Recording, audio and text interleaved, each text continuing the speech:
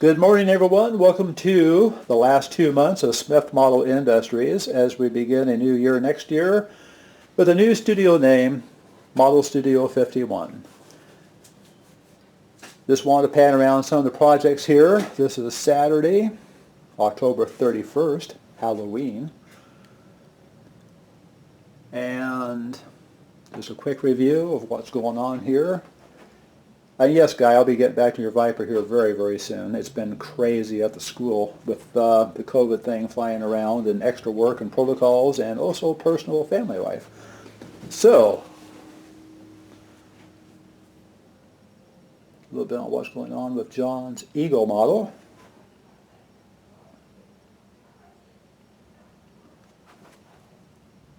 Hoping to have this done by the end of the year, or hopefully at least the first of the year. We have 2 major projects coming up next year. Actually, I should say 3. The Moonbase Alpha from Space 1999 for Steve Rousey, and also a 350 scale for Steve Rousey. And also, from my friend in the UK, we'll be doing a refit model. So it's going to be a pretty busy year next year.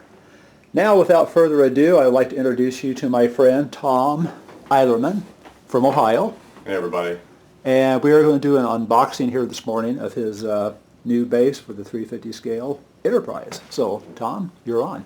Hey everybody, good to see you. It's been following Steve's project, especially that large scale Viper. That is cool. And I tell you what, it weighs it's got some weight to it. It's great detail. Steve's a really good weather. I'm surprised how good. I'd like to be able to weather models as good as Steve does. So, and of course I'm a huge 99 fan, as all you know. We post a lot of Eagle stuff. I've kind of made the joke with Gooch and Todd Morton that everybody's building 44s. I've made the suggestion that I'm going to try to do a 66. So I'm starting to do research on a 66 and maybe a 1/3 scale B9 robot. I don't want to put the money in a full-size one, but I think it would be cool to have a B9 2-foot tall radio control, kind of like a little R2 unit. That would be pretty neat. That would be cool. Well, about 3 years ago, 4 years ago, I went to my first Wonderfest, and I actually had talked about this base idea with Stuart Foley when we first met in front of a large-scale Klingon bird of prey, the same one that Simon Merckx had done, and then I went down to his studio for the final wrap party with that.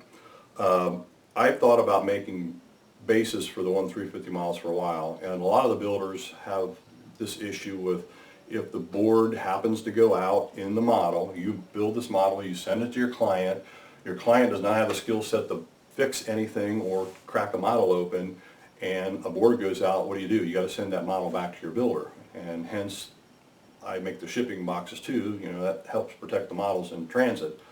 But I had this concept, I started modeling it up, and it took probably about a year and a half. Last Wonderfest that we were still able to go to before COVID hit, I had Steve Burns actually print a prototype, which we had at Wonderfest, and it actually put something tangible in my hands and people's hands to look at.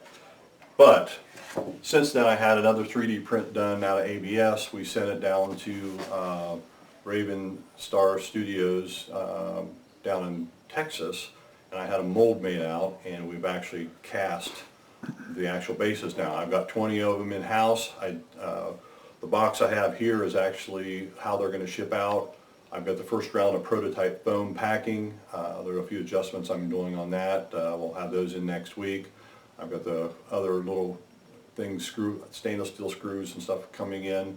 So I would say in about 2 weeks I'll be ready to actually ship these out. So let's get into this. What you'll receive is a box like this with the base. We're looking at the actual end price of this for retail with everything you'll see in this box for somewhere around probably a $169-ish. I haven't set that firm yet, but this is what you'll see when you get your box. You'll unpack the foam, and you will first see your resin casted base, and they've got some weight. There's some components are set up. I did these off a Ralph tennis board, so the mega board goes here, the phaser board goes here, like the TOS board to fit in here. We've got room for the 2 speakers that are on the front side. You've got all the wire travel, so you can put your wires in from the switches around. Let me put this off to the side. The kit will come with 2 speakers that go inside.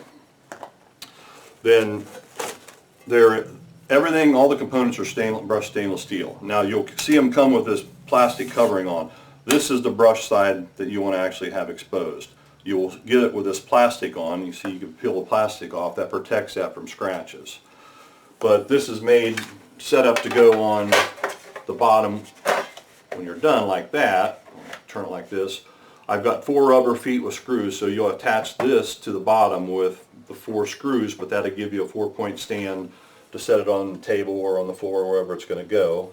And you can see with the plate on the back, once the speakers drop in, I don't have any boards here unless Steve has that one handy, but I do, yes. Your speakers will drop in like so. Let me get the box open here. Oh hell, we'll just tear it open. There you go. So your speakers will go in like so. Now let me grab that board.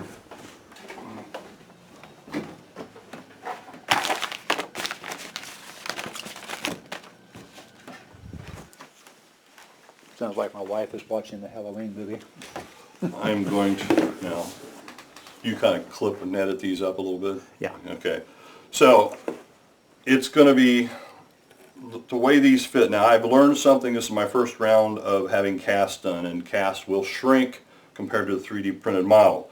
So, if we'll show this, just to the difference in shrinkage. This board fits in here like so, and it cups in real nice. There's a little bit of play. You'll take a hot glue gun and drop a couple drops on there, and that's how you fasten your boards into the base. Now, when Chris made these, he radiused my corners a little bit so they're not fitting it in perfectly, so there'll have to be a little work to take the radius out, and they'll fit in the same way. But you see the wire travels. The wires will then go through here. This is where your switches will be at. We've molded in, actually it'd probably be easier to see it on the black model. We've molded a place in here that if you're going to actually have a power cord, a 110 cord plug in, you'll be able to have the nut tighten up on the back sides, and that will be your power feed. Yep. If you choose to go battery operated or whatnot, then that's a hole that's not necessary. In the original print, we printed the hole for the pole all the way through. We decided in the cast that we made the dimple for a 3/8, but it only goes down about a 1/4 inch deep. And this is an inch thick hard plastic here. So you've got the chance to drill it out larger if you're using a larger post, or if you take the stock post that actually comes with the model, you'll be able to drill down and it will fit in there. I think the nice thing about this is the fact that you now have a clean place for the speakers to go. You've got your boards in. If a board goes out, you can replace it easy. Now the next layer underneath of the disc is all your stainless steel. So we take out the blanks, and you've got 4 components that come for the top. Now, like I said, all the pieces will come on the side that's actually going to show to the world will have the plastic on. So the grill goes over like this. You've got 3 points for the stainless steel screws to fasten that on. I've talked with like Simon Merckx and some other people that if you would put a little stud underneath and raise the plate up maybe a 1/4 inch off the base itself, you could backlight that with some LEDs and make it glow, make a cool spacey look to it. Oh, that would be cool. Now, I've got a cutout here so that you can have an array of either switches or blinky lights. Everybody likes Star Trek with the blinky lights, Oh yeah. Now, this was originally the plan of how we were going to have the base was just like this. Let me turn this around so we're the right side up to everybody. There we go. I thought, well, it's not balanced, so I went ahead and in this kit we included another piece. So you've got 2 stainless steel pieces on the side of the logo, the symbol, to kind of balance it out. I didn't feel that we needed to cover the entire thing with stainless. Now, for the person that does not want to have any switches, we've added 1 extra set of blanks so you can actually put the kit together. I'm going to flip these over like this just to give the idea what it looks like in stainless or on black so we get some contrast here. So you'll see what it's going to look like painted, whatever color. We made a decision to make these white cast, because then if you want to paint it a star background or a high gloss black, or you want to make it look like clouds or whatever you want to do, I'm letting the end builder decide what they're going to paint this stuff at. Besides, I wanted to keep the cost down, and we can do so much stuff, we're going to have a $300 base and nobody's going to buy it. So we have had a few discussions. If somebody wants to buy a base strictly for the base, no lights, no speakers, no nothing, I'm probably going to do something where we have to come up with something that would just cover up this, maybe a piece of stainless that has something engraved in it. I do have a trophy shop near me, so if you wanted to put like a, or I just put my blank, if you wanted to put a blank on here like this, and we have something simple that covers this up and you paint everything else, you could have the choice to have this engraved with Steve Smith's Model Enterprise refit, blah, blah, blah, and whatever the cost the trophy guy does for engraving, that's what the cost of your place. So you could personalize your build a little bit that way.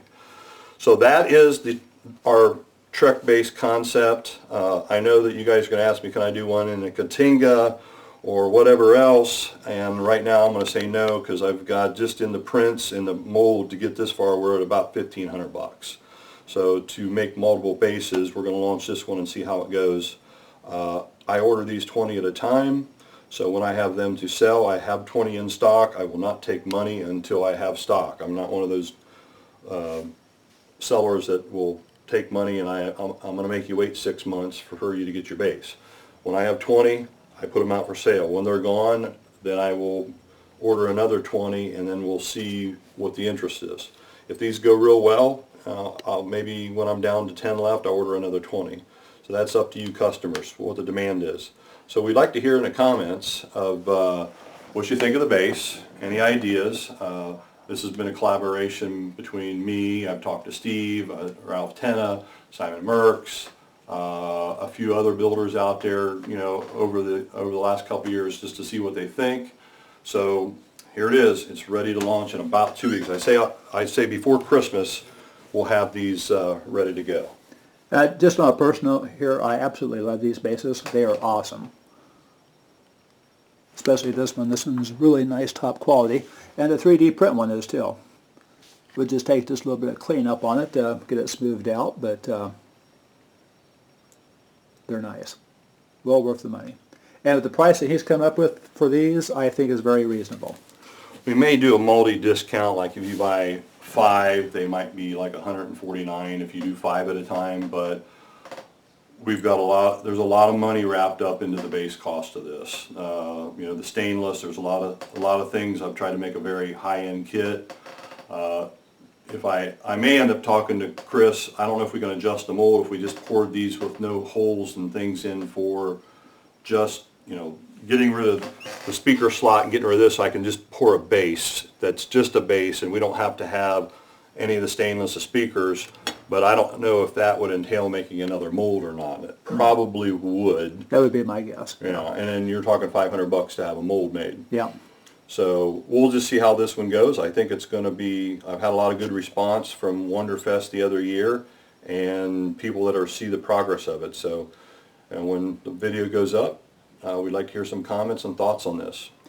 Yes, and also this is the base I'm going to use for Steve Rousey's Enterprise coming up next year too. So Steve, I will send this to you and see what you think of the base. Personally, I love it. It's great. So. And I'm going to ask you personally, Steve. Sure.